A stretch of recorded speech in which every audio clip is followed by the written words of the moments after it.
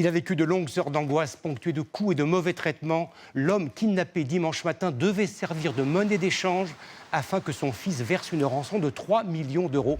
4 suspects ont été interpellés. Torturé, mutilé pendant plus de 16 heures, l'homme de 74 ans a été opéré toute la journée. Ciblé parce que son fils est investisseur en crypto-monnaie. Depuis l'enlèvement, toute une famille apeurée, cachée. Le fils de la victime nous répond uniquement par message et affirme que les ravisseurs se sont trompés de cible. Je ne suis qu'un auto-entrepreneur qui a quelques connaissances en crypto-monnaie.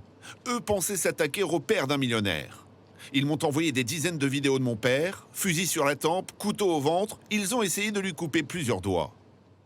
Un enlèvement méticuleux et spectaculaire dans ce quartier très calme de Voiron. Dimanche, 6h19, 4 hommes cagoulés pénètrent dans la maison. Ils ligotent 3 locataires qui vivent au rez-de-chaussée. Leur cible, elle, est à l'étage, endormie sur le canapé. 7h07, les ravisseurs réclament 3 millions d'euros au fils de la victime. Le septuagénaire est ensuite enfermé dans une voiture pendant 4 heures et séquestré dans une maison dans la forêt. Il est relâché le soir même, à 115 km de chez lui à Loriol. Aucune rançon n'a été versée. 4 suspects sont interpellés par la BRI. Tout le voisinage a été auditionné.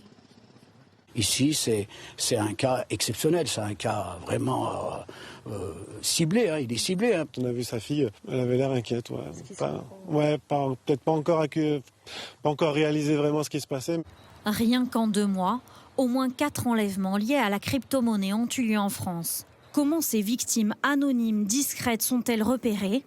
Parce que toutes leurs données détenues par les entreprises de crypto-monnaie sont piratées.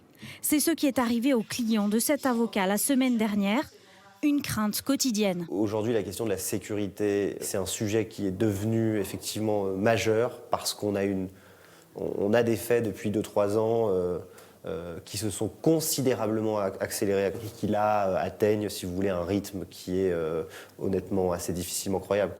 Les 4 suspects ont entre 19 et 23 ans, connus pour trafic de stupéfiants et violence. L'enquête devra identifier les commanditaires.